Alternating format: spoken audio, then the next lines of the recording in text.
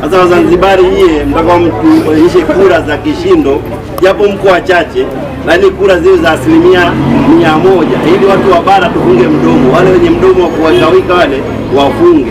Sababu kuna watu wengine wamezaliwa wao kazi yao kupinga na chuki. Wao ni wahakikishie ushindi wa Mama Samia ni wa kutosha. Dada yangu Asma, wewe kwa sura yako yenyewe ushashinda. Hakika umeshinda kwa kishindo, kwa sababu mwanamama kwanza ana aibu, ana haya na pia ana huruma. Sasa nyinyi mmepata mwanamama mshinda kumtumia, mtawashangaa. CCM oye! Wangapi watampa kura?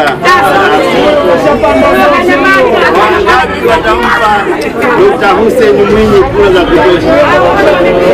Wangapi watampa Mama Samia kura za kutosha? Wangapi watampa diwani wetu kijana mwakilishi?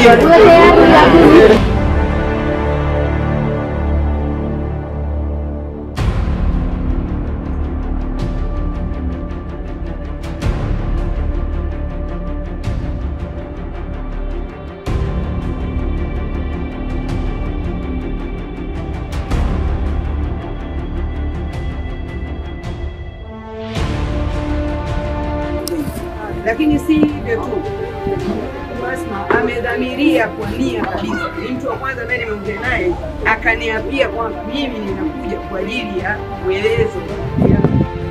Nia na dhamira yake ameniambia mimi. Kwa hiyo na mimi ina maana yake. Japo kuwa ameshapata na amempa na naamini inshallah kuweza kumpa, kwa sababu nia yake ni njema na uelezo pia naamini inakuja. Kwa hiyo atapopata na mimi na yeye kwa pamoja kuhakikisha kwamba hapa tunakuja kuongea na nyinyi tena. Na nyinyi msiache kushirikiana naye, kwa sababu bunge ni mmoja, nyinyi ni wengi. Unapokuwa na changamoto usisite kufikisha kwa katibu na wengine na mimi nimeongezeka. Ni mbunge wa wazazi Tanzania nzima, lakini na uelezo naichukua kama yangu. Tumekubaliana kwa heshima zote kabisa, hata sio wana CCM waliokuwa sio wana CCM, wananchi wa jimbo la Ulezi kawaombeni wamunge mkono Samia, Dr. Mwinyi, Asma Mwinyi, diwani pamoja na wengine wote wanaohusika katika jimbo la Ulezi.